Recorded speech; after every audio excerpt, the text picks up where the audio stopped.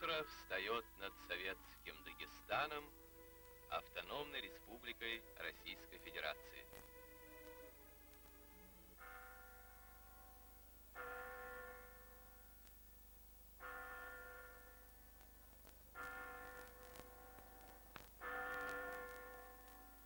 Голос Москвы звучит в горных аулах, его слышат чабаны на далеких высокогорных пастбищах.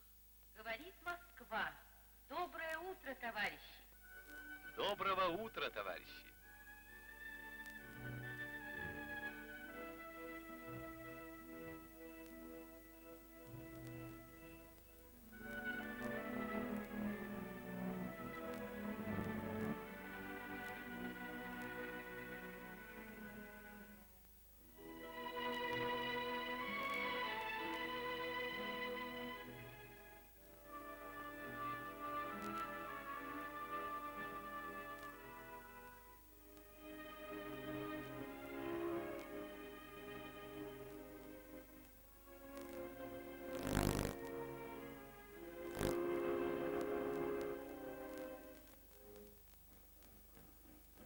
В дальний аул Чох пришла утренняя почта.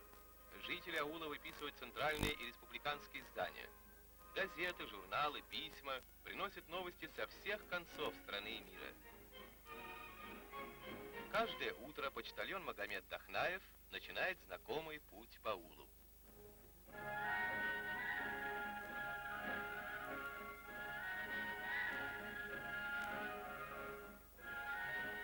Мусагаджи Сулейманов ждет письма от сына. Вот оно пришло. Сулейман учится в Москве. Он пишет, что на каникулы приедет домой.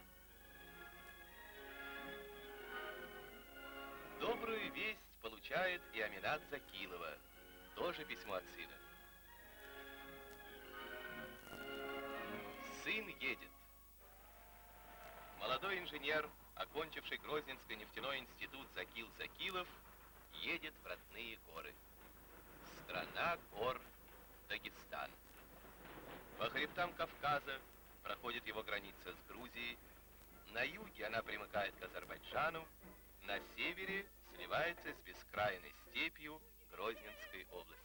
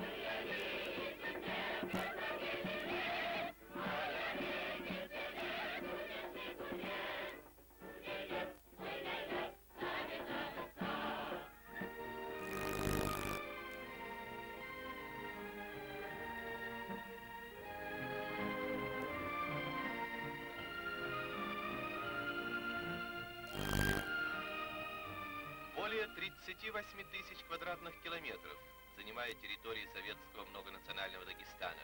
Его население составляет около 1 миллиона человек. Поезд подходит к Буйнакску. Этот портрет — подарок Ильича горцам. О героической борьбе за советский Дагестан вспоминает Кара Караев, участник гражданской войны, бывший командир партизанского отряда. Новыми подвигами во имя любимой родины прославились сегодня горцы. Это аул Мегеп, его называют аулом 4 героев. 39 сынов Дагестана удостоены звания Героев Советского Союза. И 2 из них — жители этого аула — Магомед Гаджиев и Магомед Гамзатов. 19 героев социалистического труда в Дагестане. и двое из них животноводы Мекеба. Заведующий конефермой колхоза имени Тельмана Абдул-Рашид Магомедов и табунщик Булат Алиев заботливо ухаживая за молодняком, в течение года удвоили табун. Любит горец коня, и славен Дагестан своими джигитами. Большой популярностью пользуются в аулах скачки в условиях горной местности. Сейчас на старте буйнакские конники. Кто придет первый? Кто победит?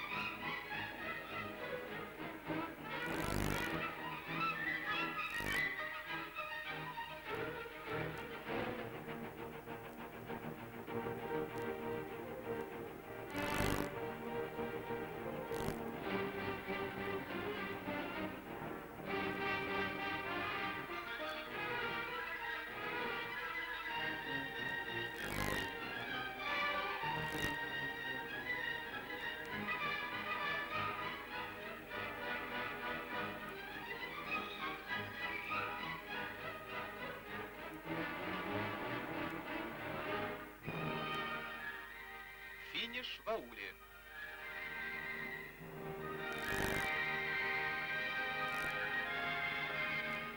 По местному обычаю женщины преподносят победителям покрывала и платки.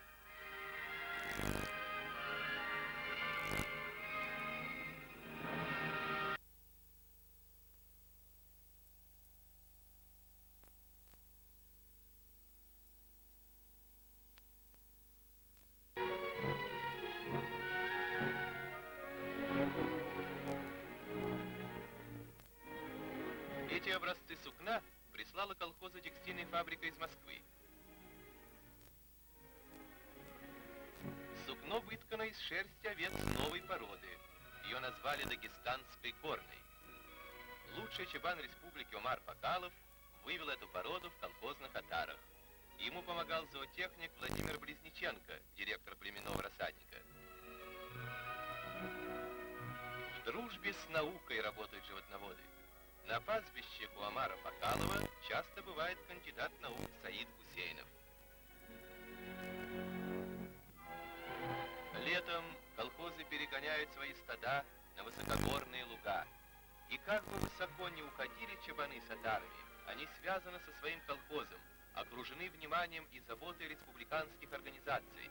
На специальном самолете совершает очередной облет пастбищ ветеринар из Махачкалы.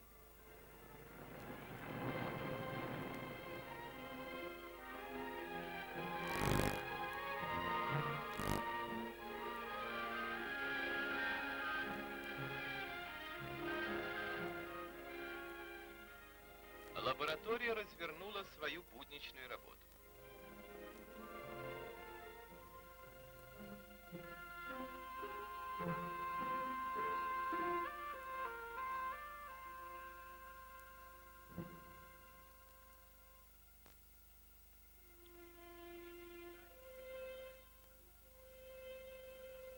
Животноводы надолго отрываются от колхозных ферм.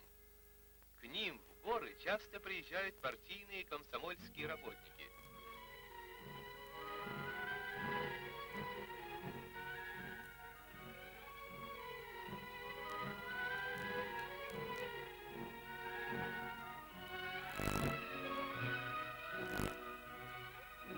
С чабанами беседуют секретари колхозных партийных организаций Магомед Зурмаев и герой Советского Союза Цахай Макаев.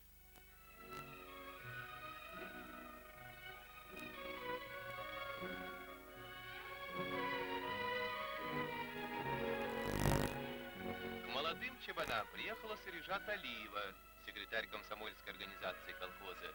Она привезла им газеты и литературу. И в свободный час собираются чабаны на полянке, послушать лекцию у карты мира.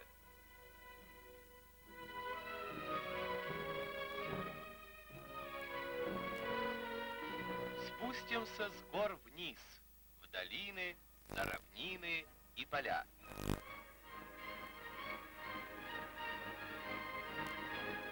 Здесь колосится пшеница, богатство дагестанских колхозов.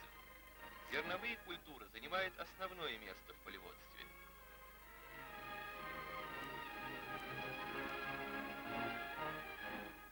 На землях колхозов и совхозов работают сотни тракторов и комбайнов.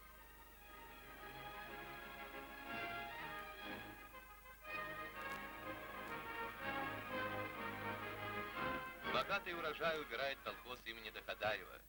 Хорошо работает тракторист Буйнакской МТС Камиль Абакаров.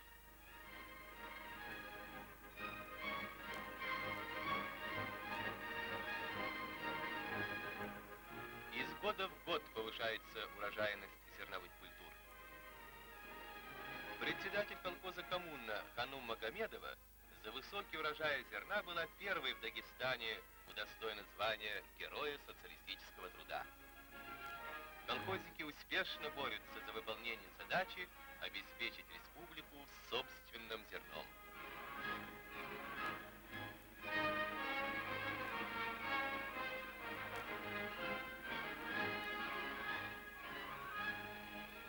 В горах Дагестана занимаются террасным земледелием. Террасы расположены по склонам гор, образуя площадки. Благодатный климат, обилие солнечных дней помогает выращивать в горах высокие урожаи фруктов и зерновых культур. Замечательную кукурузу вырастил на террасах колхоз имени Дударова Унцукульского района. На полях республики развивается и хлопководство. Колхоз имени Кирова собирает первый урожай.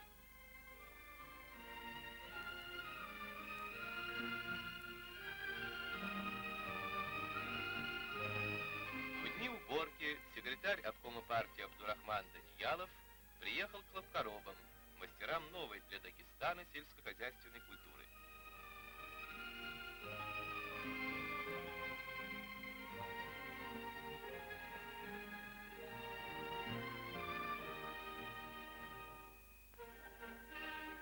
Пришла горячая пора и на дербентские виноградники у берегов Каспия. Налились гроздья. Самое время собирать.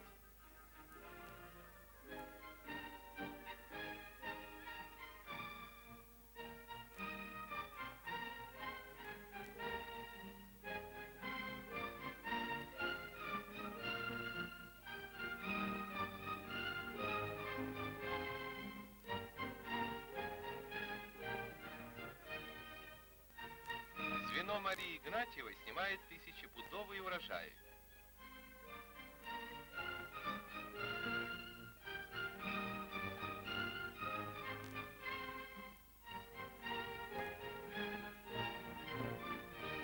Виноград нового урожая перерабатывается в вино, и искристый сок наполняет чины и бочки.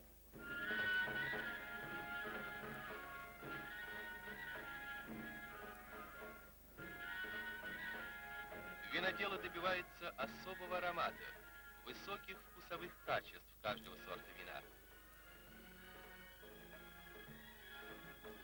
Молодое вино пойдет на выдержку в подвалы винозаводов.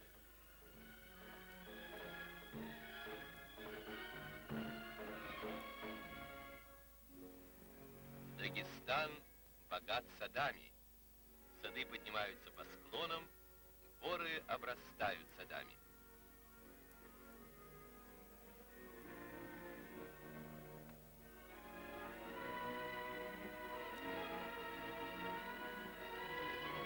Один плодоводческий совхоз имени Гариханова дает 3000 тонн фруктов в год.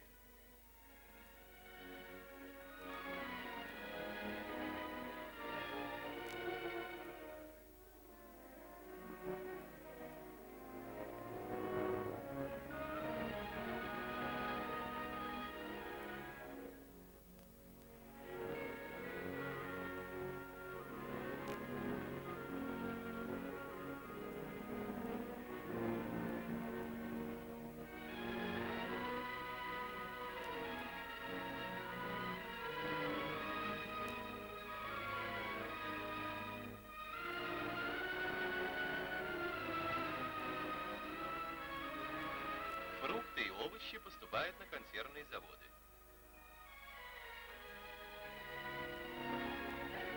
Выросла большая консервная промышленность, оснащенная первоклассной техникой.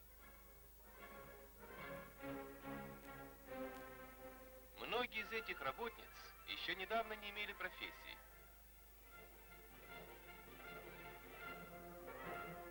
Сегодня женщина-горянка в рядах рабочего класса.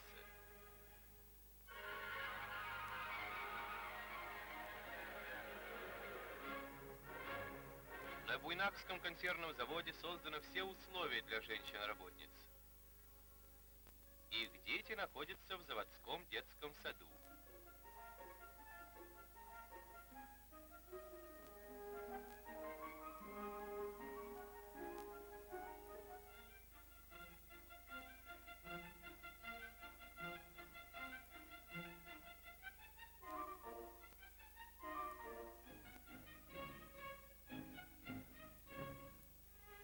Республика заботится о детях. Много внимания уделяет им депутат Верховного Совета СССР Зарабар Джафарова, председатель колхоза «Правда». Ее часто можно видеть в школах аулов.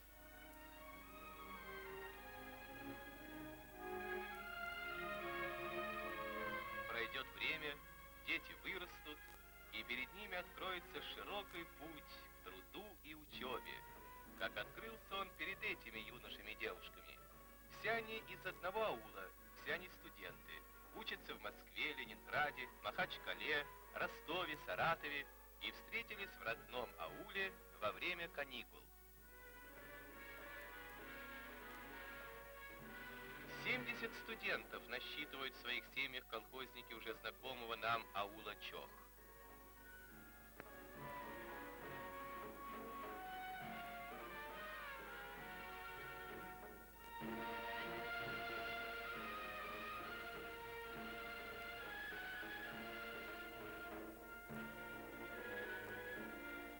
Заглянем в дом, где живет семья колхозников Закиловых.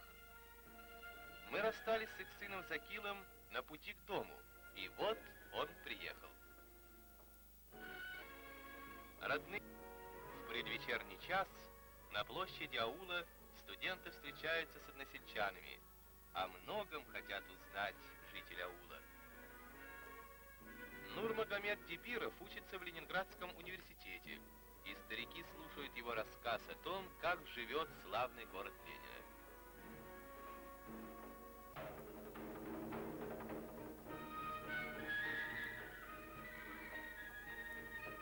После беседы, как бывало раньше, в круг вышли Абдулатип Саидов, студент горного института, и молодой врач Мариам Абдурахманова.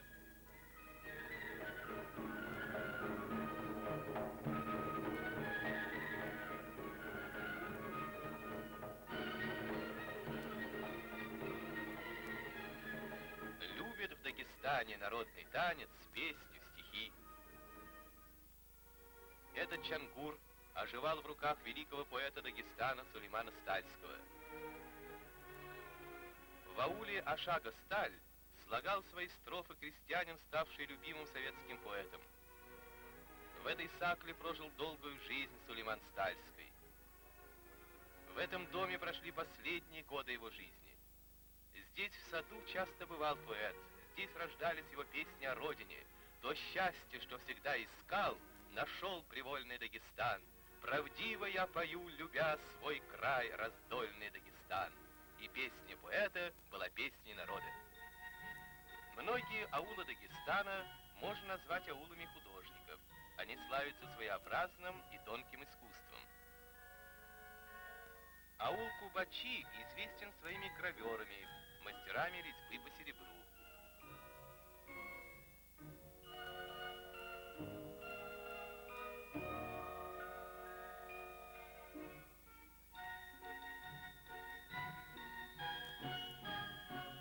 Мастерство кубачинцев передается из поколения в поколение.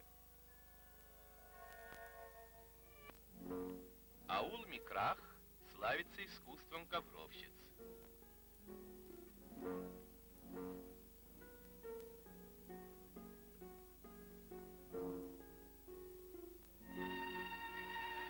ауле